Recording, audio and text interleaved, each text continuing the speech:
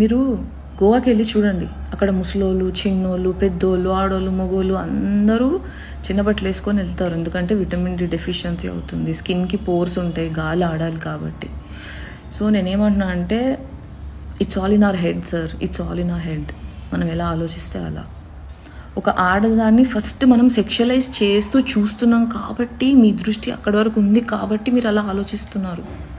నిజంగా ఒక ఆడదాని బాడీ కంటే ఆడదాని మైండ్కి ఎప్పుడైతే మనం విలువ ఇవ్వడం స్టార్ట్ చేస్తామో ఫిజికల్ అపీరియన్స్ బికమ్స్ సెకండరీ. వాళ్ళు ఏం చెప్తున్నారో వినగలిగితే వాళ్ళు ఎలా కనిపిస్తున్నారు అనేది సెకండరీ అవుతుంది.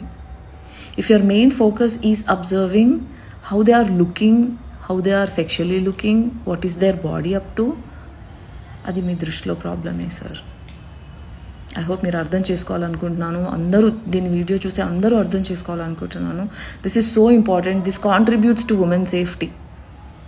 నేను ఇంకా ఇదే విషయం మీద నా లైఫ్నే చాలా పర్సనల్ అయినా నేను అందరితో చెప్పుకోలేని చాలా విషయాలు ఇది మాట్లాడడం అవసరం అనిపించి యూట్యూబ్ ఛానల్లో డూ క్లోత్స్ ప్రొవోక్ అని ఒక ఎపిసోడ్ కూడా చేశాను.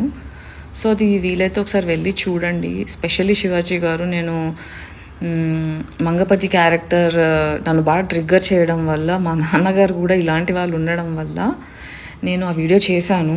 So I want you to watch that full video. ఒక 45 minutes కూడా ఉండదు, చూడండి ఆ video.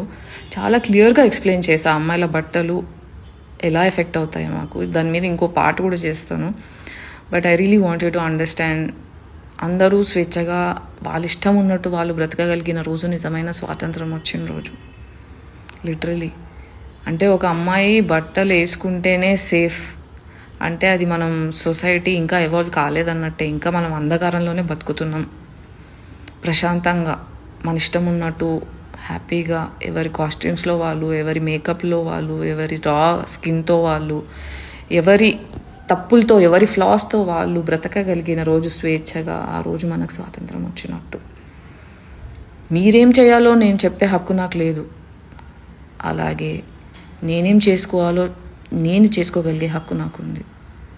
We should all practice this. Live and let live.